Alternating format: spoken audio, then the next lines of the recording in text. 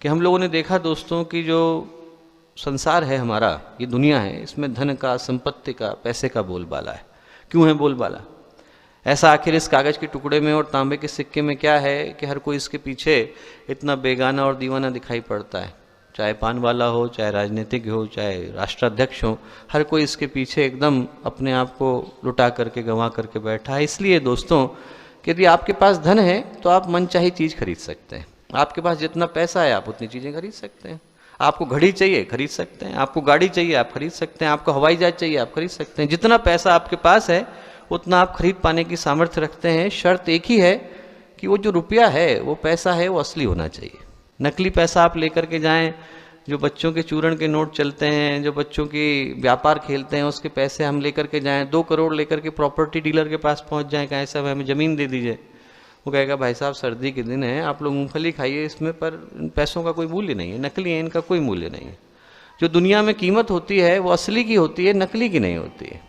नकली चीज़ें मन बहलाने के लिए होती हैं, खेल खिलौने के लिए होती हैं, और असली चीज़ें उपयोग करने के लिए होती हैं।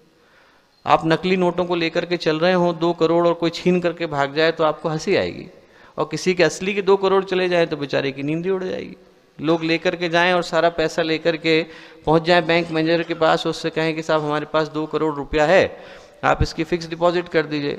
तो बैंक मैनेजर कहेगा भाई साहब आप ऐसा करिए कि आप आगरा जाइए, बरेली जाइए, रांची जाइए, वहाँ के पागल खाने बहुत अच्छे हैं, वहाँ आप इलाज कराइए, पर इन पैसों को हमारे पास मत लाइए, इनको यहाँ लाने की कोई कीमत नहीं है। क्योंकि दुनिया में कीमत जो है वो असली की है, नकली की नहीं। आप पढ़ करके देख लीजिए, तमाम तरीके की मैगजीन्स में, तमाम तरीके की चीज़ों में आपको पढ़ने को मिलेगा कि आप फलाने वार को फलाने देवता के आगे 5001 रुपये लेकर के चढ़े जाइए, वहाँ पर आप 4 बार घंटे बजाइएगा, लौटते समय में नारियल जो है ज़मीन पर देख करके ज़ोर से फोड़ दीजिएगा, आपका काम हो जाएगा।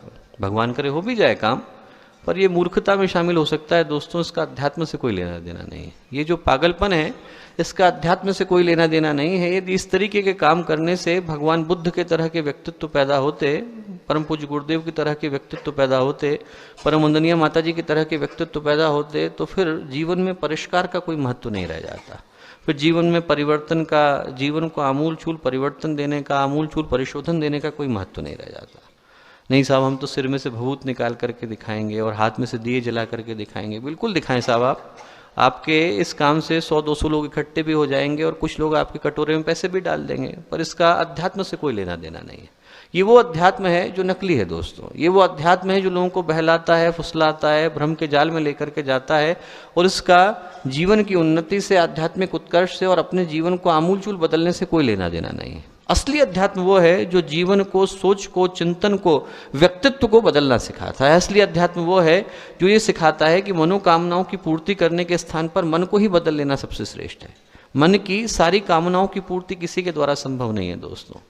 मन की आप एक कामना पूरी कर दीजिए तो वो दूसरी लेकर के आ जाएगा, दूसरी कर दीजिए तो तीसरी लेकर के आ जाएगा। उसको घड़ी चाहिए आप दे दीजिए तो गाड़ी मांगेगा, गाड़ी दे दीजिए तो घर मांगेगा, घर दे दीजिए तो हवाई जहाज मांगेगा।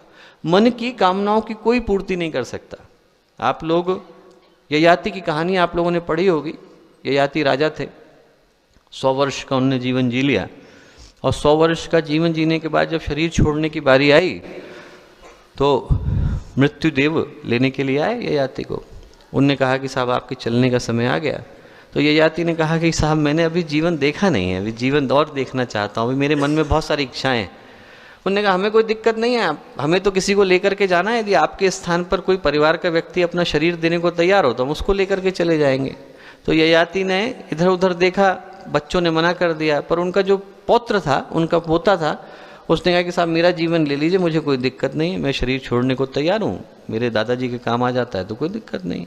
तो पौत्र का जीवन मृत्युदेव ने लिया और चले गए। 100 वर्ष की आयु मिल गई उन्हें, 100 वर्ष फिर जिए ययाति। ऐसा ययाति ने 10 बार किया, 1000 वर्ष का जीवन लेकर के जिए। हर बार उनके मन में कामना थी कि ये वाली पूरी हो जाए, वो वाली हो जाए, वो वाली हो जाए। और कहते हैं कि जब अंतिम बार उन्होंने 100 वर्ष लिए तो उसके एक एक क्षण पर वो मृत्यु से प्रार्थना करते रहे कि हे भगवान आप मुझे उठा करके ले जाएं, पर मृत्यु नहीं आई। मृत्यु ने कहा कि साहब आप 100 वर्ष आपने कहे हैं, 100 वर्ष की आप प्रतीक्षा करिए। और ययाति ने जाते समय कहा कि मन की कामनाओं का कोई अंत नहीं है, मन की कामनाएं आग में घी के समान है। घी आप डालिए तो उससे आग बढ़ती है, बुझती नहीं। आप कामनाएं डालते जाइए, मन के आगे आप एक नहीं 1000 कामनाएं डालते जाइए।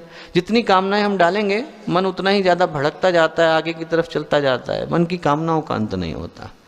और दुर्भाग्य की बात यह है कि मन की एक कामना का अंत हो भी जाए, सपोज करें मन की एक कामना पूरी भी हो जाए, तो उससे मन कहाँ शांत रहता है। मन जो है आगे बढ़ने के बजाय पीछे चला जाता है। तो दोस्तों, जो असली अध्यात्म है वो हमें दृष्टिकोण का परिवर्तन सिखाता है। असली अध्यात्म हमें ये सिखाता है कि जब हमारा दृष्टिकोण बदलता है तो जो पहली चीज़ हमारे अंदर निकल करके आती है, जो हमें यहाँ से एक विदाई के संदेश के रूप में, मन के भाव के रूप में लेकर के जाने की आवश्यकता है, वो है आत्मसंतोष।